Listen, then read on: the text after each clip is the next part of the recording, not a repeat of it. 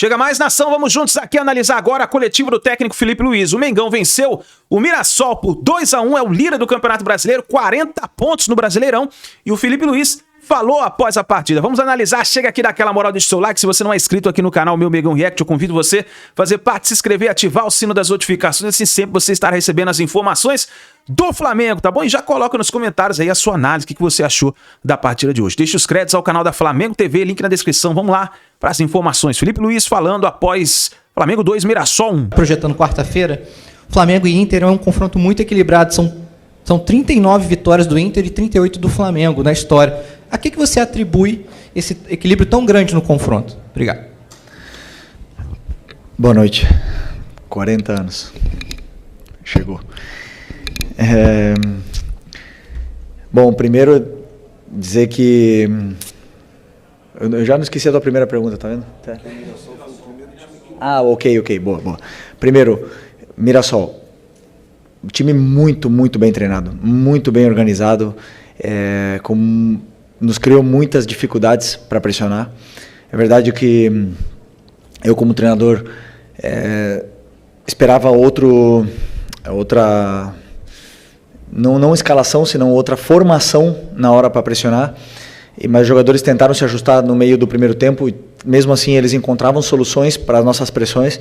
Isso é porque tudo é muito bem treinado, então eles identificam muito bem essas soluções, os espaços que encontrar, na qual nos gerou muita dificuldade para pressionar. Ao mesmo tempo que eles tentaram propor, que eles tentaram ter a bola em todo momento, tirar a bola da gente, deixaram mais espaços, nos deram mais chances do que os outros adversários, como você bem falou, que vem muitas vezes para se fechar.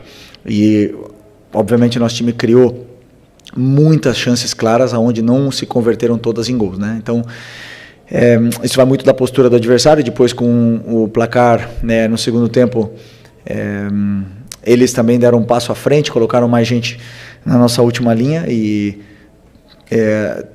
com isso também foi mais difícil defender, mas as chances nossas sempre eram mais claras.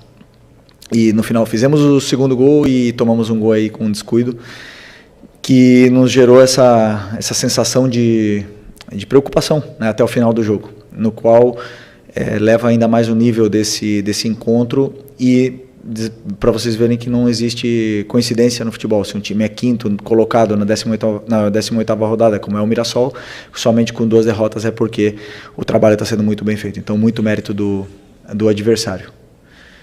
E contra o Inter, ainda falta. Amanhã eu vou começar a estudar o Inter, mas um confronto, claro, que muito igualado, 2 clubes históricos gigantescos e em igualdade de condições para essas oitavas. Boa noite, Felipe. Aqui, Sidão Marinho da Litoral News. Parabéns, feliz aniversário. Que seus sonhos possam ser realizados. Obrigado. Você falou sobre essa preocupação, né, que a equipe teve na reta final do jogo. Hoje o Flamengo conseguiu chegar àquele segundo gol depois que abre o placar, que você comentou lá no Ceará depois do empate, só que acabou sofrendo o gol. Você acredita que para o jogo do mata-mata da Libertadores contra o Internacional é uma preocupação que você tem, em cima do que você falou também, dessa eficiência da equipe, de finalizar e muitas vezes não conseguir colocar a bola no fundo da rede, ter essa assertividade para não criar essa preocupação na reta final do jogo? Não, a minha preocupação maior é que, primeiro, o time seja sólido na fase defensiva, muito sólido. E hoje realmente não tivemos a solidez que eu gosto, né? Já seja por mérito do adversário, mas também por alguns erros nossos que devem ser corrigidos. Eu sei e eles também sabem disso, né? Mas mesmo assim, o adversário chegou e criou muitas chances de bola parada, né? Com escanteios, com faltas, mas chegou, é verdade que chegou muito na nossa área. E a minha preocupação na fase ofensiva é que o time crie, que consiga chegar e, claro, os jogadores determinantes, com o grande jogo, por exemplo, que fez no outro dia o Cebola, hoje o Lino, a bola quando cai no pé do Arrascaeta sempre ele cria perigo, o Pedro está já também num bom momento, então tudo isso aí faz com que as defesas dos adversários tenham dificuldade de defender e que a gente possa criar. Depois a fase da finalização é um assunto que, como eu já falei várias vezes, os jogadores às vezes chegam mais finos e frescos na frente do goleiro, com mais calma, e outros dias a bola não entra, simplesmente assim. Mas o mais importante é que o time criou. Felipe, boa noite, parabéns. Uma vitória no dia do aniversário, às vezes não acontecia. Eu queria te perguntar sobre essas contratações que o Flamengo fez e como você vê o elenco do Flamengo agora. Teve uma eliminação, claro, mas você está ainda recebendo esses jogadores, não deu para esses jogadores ainda atuarem da forma que você ainda vai preparar. Como você vê essa preparação, pensando, eu não vou falar nem em Libertadores, que está muito em cima aqui agora, pensando no restante da temporada, principalmente Campeonato Brasileiro, e caso continue na Libertadores, se Deus quiser, para você, né? Como você vê esse time encaixando, como você vê esse elenco agora com essas chegadas aí? Bom, primeiro dizer que a janela que o clube está fazendo extraordinária, né? Como eu falei na outra coletiva também, um esforço muito grande do presidente e do Boto para potencializar ainda mais esse elenco que já era altamente qualificado. É verdade que tivemos algumas perdas importantes esse ano, mas não pararam de trabalhar nem um minuto para poder repor essas peças e que a gente possa continuar com esse nível altíssimo, né, desse elenco, que é um elenco muito forte. Pode ser que cheguem mais peças, pode ser que também saiam, né? Talvez a gente esteja com um número elevado de jogadores, pode ser que tenha algumas saídas, mas o mais importante é que a qualidade do elenco continua sendo muito alta e preparados para poder aguentar essa maratona de jogos até o final da temporada. Felipe, boa noite. Boa noite. Parabéns aí, 40 anos. Felipe, com essas saídas, você teve o Gerson e o Wesley, que eram praticamente jogadores fundamentais no seu esquema de jogo, e chegada de 5 outros jogadores, contando com o Jorginho, que chegou antes do Super Mundial. O seu trabalho como técnico, o maior desafio que você passa a ter agora é fazer com que esses novos jogadores se incorporem ao elenco, ou seja, fazer esse, entre aspas, novo time da Liga para você continuar aí o restante da temporada? Bom, já também emendando, que eu esqueci de responder, mas boa pergunta, né? Sobre esses jogadores que chegam e eles têm que ainda ganhar o conteúdo todo tático, né? A parte técnica eles já têm, são diferenciados, muito diferenciados. Agora cabe a mim fazer com que eles se adaptem o mais rápido possível ao modelo de jogo, que não é só pegar a bola e fazer a diferença. Existem muitos detalhes da fase defensiva, da fase ofensiva, da pressão alta. Existem muitas coisas que os jogadores que já estavam mais tempo sim sabiam, mas não só isso, senão alguns jogadores que também machucaram, no caso do Eric e do Nico, que vinham jogando constantemente, que também ajudam com que qualquer jogador que possa chegar também possam assimilar tudo mais rápido, né? Então, obviamente que você falou do Gerson e do Wesley, são dois jogadores extraordinários que saíram, e agora nós temos jogadores jovens, novos, que também têm fome e ambição de fazer história aqui no Flamengo, a sua história. Então, acredito que vai ser rápido essa adaptação desses novos jogadores, porque treinamos sempre em função do que é o modelo de jogo e o plano de jogo, então vai ser rápido. Aqui Felipe, boa noite, parabéns pela vitória, pelo dia de hoje. Marcos Martins, do canal da QCRN.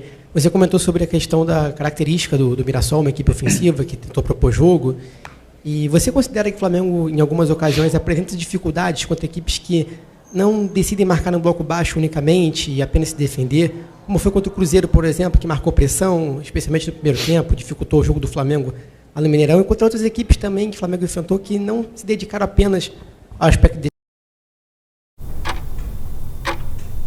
uma forma? Na outra coletiva a pergunta era se os times se fechavam e criavam dificuldades para o Flamengo. Agora são os times que jogam que criam dificuldade. Sempre, todos os times criam dificuldades para o Flamengo. Todos, os que jogam, os que não jogam, os que se defendem em bloco baixo, os que pressionam alto, os que não pressionam. Todo adversário tenta anular e fazer um plano para anular o Flamengo e os adversários que venham pela frente. Então sempre são adversários complicados. E o Mirassol tem, como eu falei, um trabalho muito bem organizado, onde eles sim, tentaram propor e tentaram sair da nossa pressão e conseguiram muitas vezes com êxito, também não todas, porque nós também roubamos bolas e criamos chances de gol a partir da perda da bola deles, mas é um adversário que teve muito mérito no que é o seu plano de jogo, que não é igual, nem um pouco parecido com o que foi o Cruzeiro no Mineirão, nem um pouco, mas é um trabalho muito diferente, a forma que o Mirassol e o trabalho que desempenhou aqui dentro do Maracanã, talvez, posso estar enganado, posso não estar lembrando, foi a equipe que melhor jogou contra o Flamengo no Maracanã durante esse ano, na qual tenho que dar parabéns para o treinador. Estou feliz por causa que ganhamos o jogo, mas tenho que reconhecer que eles foram muito bem no jogo e foi um jogo igualado, na qual nós fomos mais determinantes nas áreas. Felipe, Raíssa Simplício da Gol Brasil e da revista Placar, parabéns, feliz aniversário para você. Obrigado. Eu queria te perguntar sobre o Saul, acabou não entrando em campo hoje, mas você falava do Gerson, até você falava, vocês enxergam o Gerson de um jeito, mas eu gosto de colocar ele para jogar de outro jeito, e eu queria entender de você como é que você enxerga o Saul nesse time. Eu sei que ele ainda está pegando ritmo, se adaptando, mas se você vê ele jogando mais como segundo volante ou jogando mais como meia ali pela direita, enfim. E se me permite rapidinho, o Vinha e o Juninho Michael ficaram de fora da lista dos relacionados. Você acabou de falar essa questão do elenco, né, que está com bastante jogadores. Eu queria entender como é que foi o seu critério para decidir, por exemplo, deixá-los de fora hoje. Qual foi a primeira? O Saul, desculpa. Sim, já lembrei. O Saul é um jogador que é polivalente, ele joga em todas as partes do meio campo, já jogou de lateral, já jogou de zagueiro, já jogou até de atacante, mas hoje pelas necessidades que a equipe apresenta, pela composição do elenco, eu vejo ele como para essa posição que estava o Gerson, agora está jogando o Plata e o Luiz Araújo e o Matheus Gonçalves. Eu vejo ele para essa posição, já falei com ele antes de ele vir para cá, que era a posição que ele jogava no Atlético de Madrid nos anos onde ele melhor rendeu. É verdade que nos últimos anos ele vinha jogando de volante, mas eu acredito que ele tem muito para oferecer nessa posição. Ele chega bem na área, ele é um jogador determinante na frente, faz a diferença, mas com certeza hoje era uma das opções minhas pro banco na parte na substituição de um dos dois volantes se precisasse, né? Claro que ele não tem, como eu falei, o mesmo conteúdo ainda, são vários detalhes da fase defensiva, são vários detalhes também na fase de construção, que ele vinha treinando mais na frente, então tentei segurar um pouco essa substituição hoje dos dois, e também do Vitor Hugo, que estava no banco como opção de volante. E sobre as escolhas, eu formato o banco em função do que o jogo pede, em função do que a equipe precisa.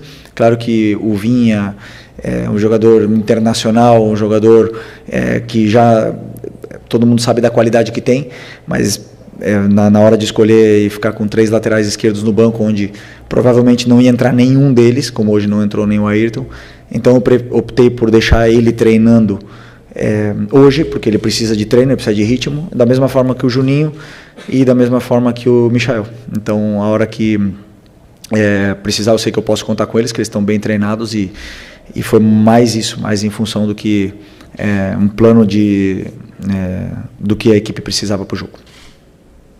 Aqui. Boa noite, Felipe. Léo José do Coluna do Fla. Na quarta-feira, depois da eliminação em BH, você disse que minimizava um pouco algumas críticas mais ácidas do pessoal da internet, só que valorizando mais as críticas do estádio, das arquibancadas. Hoje, antes do jogo começar, uma grande parte da torcida começou a gritar que o Campeonato Brasileiro é obrigação, junto com a Libertadores. E já levando em consideração esse seu pensamento, você também acredita que o Campeonato Brasileiro agora é uma competição que o Flamengo pretende, que o Flamengo precisa tratar como obrigação, chegar até a última rodada disputando o título? Primeiro que naquela minha resposta eu generalizei muito o que é a situação da internet, e claro que me expressei mal, né? Mas acho que a maioria de vocês entendeu o que eu quis dizer naquele momento, e até alguns de vocês até me defenderam em função disso, né? Claro que o que eu quis dizer é que as redes sociais elas perdem muitas vezes o controle, e se você ficar se guiando por isso, você fica louco e você perde a noção, né? Até mesmo muitas pessoas têm problemas mentais por estar lendo comentário do que outros pensam. Então eu quis dizer isso, o que é exagerado que é e o extremista que é muitas vezes são as redes sociais. O que não quer dizer que sejam ruins. As redes sociais vêm para ajudar o mundo e vêm para melhorar, mas realmente nós que estamos sempre colocando a cara, se você seguir isso aí, você passa mal, né? Então, o que você falou sobre a torcida, tem todo o direito do mundo de fazer tudo o que quiser. Aliás, desde que eu cheguei aqui, o dia que eu botei o pé no Rio de Janeiro, estava tendo um protesto contra a equipe que tinha perdido contra o Emelec na Libertadores, estava num momento difícil e eu sabia onde eu estava vindo. Conheço o Flamengo durante toda a minha vida e vivi o Flamengo nos últimos 6 anos e não existe outro caminho senão a cobrança do torcedor aqui. Aqui sempre foi assim e sempre vai ser. Nunca iremos nem devemos mudar o que é a essência do torcedor do Flamengo, que sempre quer o melhor para o clube. E claro que eles exigem. E eu volto a repetir o que eu falei na última coletiva. Nós temos a obrigação de dar nossa vida pelo Flamengo. Enquanto nós estamos aqui dentro, nós temos a obrigação de fazer tudo, de que o Flamengo seja prioridade na nossa vida antes que a família. Essa é a nossa obrigação. O resultado a gente não controla. Mas que nós queremos ganhar, com certeza queremos ganhar. E vamos em busca disso. Felipe, Vitor Nicolau, do canal Falso 9. Você classifica o seu modelo de jogo como um jogo de progressão. E a gente viu o Flamengo construir essa liderança do Campeonato Brasileiro, hoje coroada com o troféu do primeiro turno, simbólico, a partir de um time que tinha no Arrascaeta muitas vezes o homem mais avançado, com muita liberdade, com muito espaço e sempre com alguém para induzir espaços para que ele pudesse atacar. Você falou do Pedro agora melhorando tecnicamente, realmente ele vem de bons jogos tecnicamente, e hoje você colocou os dois juntos, com os pontas de força que chegaram, né? O Samuel Lino fez um grande jogo. Só que, na minha impressão, queria validar a sua também, o Flamengo não conseguiu, em algum momento, ter a sua organização ofensiva gerando tantas chances de gol, como gerou na quarta-feira, a organização ofensiva gerando muitas chances de gol, como a tua organização ofensiva normalmente gera muitas chances de gol. Hoje, você teve as transições muito bem, mas a organização ofensiva, na minha opinião, você teve em vários momentos o Arrascaeta e o Pedro ali sem conseguir, o Arrascaeta sem conseguir os espaços que normalmente ele consegue quando está sem o Pedro, e depois, sem o Pedro, o Arrascaeta cresce de produção. Na fase defensiva, também, né, você acabou tendo a saída de bola do Mirassol, superando muitas vezes a tua marcação alta com esses dois. Você acha que, em algum momento, em meio de temporada, você vai conseguir coordenar para que o time seja a lá Flamengo, dominante, fazendo o jogo de progressão com esses dois juntos? Vitor, gosto de você. Te conheço. Sabe muito de futebol. Primeira vez, né? Que tu vem aqui, né? Bem-vindo. Bom, boa pergunta. Sobre o Pedro e o Arrasca, é o seguinte, eu acredito que eles podem jogar juntos, claro que podem. Hoje eu vi muitas coisas boas na fase ofensiva, aliás, eu vi muita facilidade na fase ofensiva para a gente chegávamos com muita facilidade por fora, principalmente porque o Mirassol é um time que se compacta muito e bloqueia muito o meio. Então o Arrascaeta muitas das vezes ele perde a posição dele porque ele quer participar do jogo, né? Às vezes ele ficando mais parado ele fica melhor posicionado, mas ele teve uma associação muito boa junto com o Lino naquele lado esquerdo e também com o Pedro. Eles se encontraram algumas vezes, principalmente na fase da pressão alta do Mirassol. Mas, como eu falei, como existia uma certa facilidade em chegar até a área do Mirassol, nosso time estava sendo extremamente vertical. E isso parte a equipe. Então, a gente, ao mesmo tempo que criava chances, que a gente chegava na área, que criava chances claras e não fazia, também perdíamos a bola, o goleiro tinha uma reposição rápida, o Pedro e o Arrascaeta, que são dois jogadores que precisam dessa organização ofensiva que você fala, uma fase mais de estabilidade, não tinha que correr para trás e acaba se desestruturando um pouco o que é a equipe, a fase defensiva, e o jogo começa a ficar partido. Eu não gosto de jogo partido, só que o adversário deixa os espaços que deixa, e eu não posso falar não vai por aquele espaço que ele está deixando, ou não ataca, não vai para frente, eu tenho que deixar ele atacar. Por isso que eu chamo o jogo de progressão, porque eu quero que eles sempre progridam a jogada, que eles vá para frente, que sejam verticais o máximo possível. Aí hoje eu gostaria que eles fossem um pouco menos, né, para a gente poder ter essa estabilidade, para o Pedro e o Arrasca poder descansar, para eles poderem pressionar juntos e a gente poder recuperar juntos. Mas na fase defensiva de hoje, a culpa foi do treinador. A pressão que eu propus para a equipe não deu certo e não foi culpa do Arrascaeta e do Pedro. Se tivesse sido do jeito que eu pensava, provavelmente teria funcionado melhor. Mas como não foi, e depois eu vi que a gente já estava sofrendo, precisávamos mais de perna para poder correr, optei por tirar o Pedro e botar o Luiz Araújo, e aí o time já fica mais consistente com esses jogadores que aguentam fazer 70 metros. E não deixamos de sofrer mais. Eu senti que o time já ficou um pouco mais consistente. Okay? Oi, Felipe. Feliz aniversário. Bem-vindo ao Isenta. E queria saber de você o seguinte: o Flamengo chegou hoje aos 40 pontos no campeonato, tá? De 54 que ele disputou.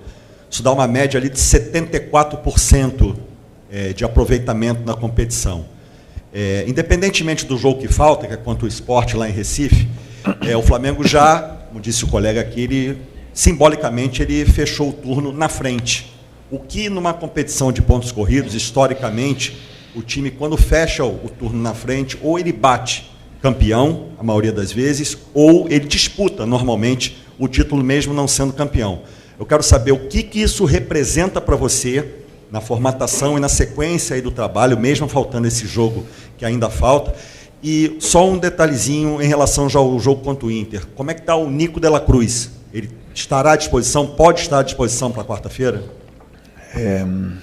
Sobre os pontos, então, 40 hoje, podendo fazer 43 no primeiro turno. É isso? Ok. São bons números, claro que poderiam ter sido melhores, mas também poderiam ter sido piores. Para mim, não significam nada, a não ser que temos que ganhar o próximo. E vai ser contra o Inter, né? Então vai ser difícil, vai ser fora de casa. E nós temos que tentar ser o mais consistentes possível daqui até o final.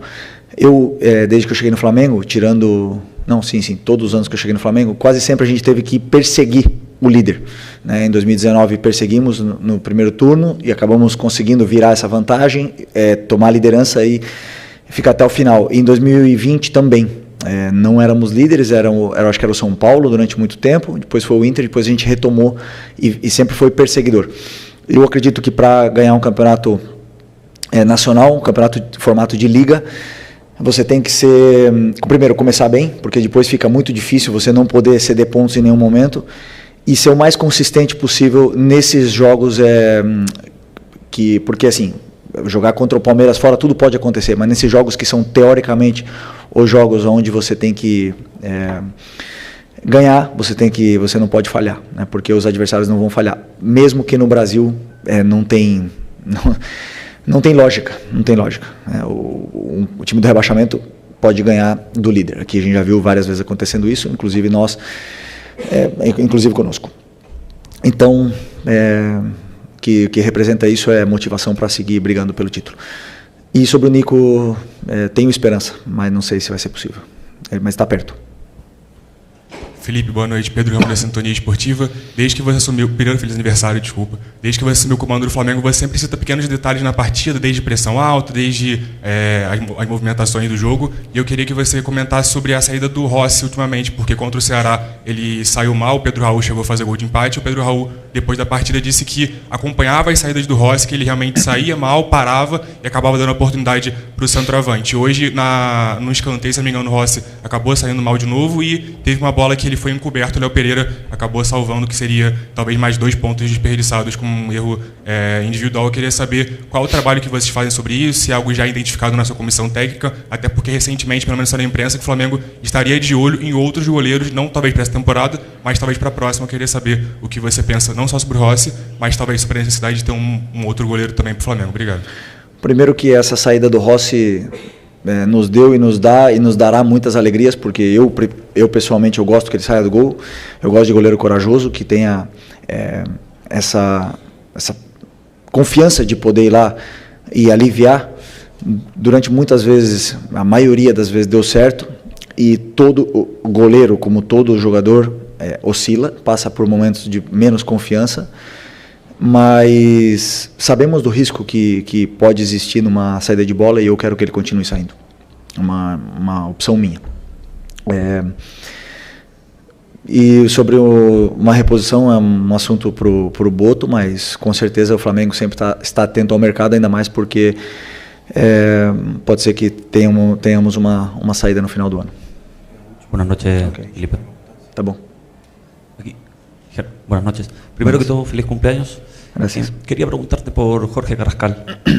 No tuvimos la oportunidad de verlo. No te quería preguntar específicamente por eso, pero él llega como un camisa 10. Es una posición que suele utilizar Jordan de Arrascaeta, pero por lo general a de Arrascaeta se le va acompañando al centro delantero. Hoy, más que de 10, jugó como un segundo delantero, me dio la sensación.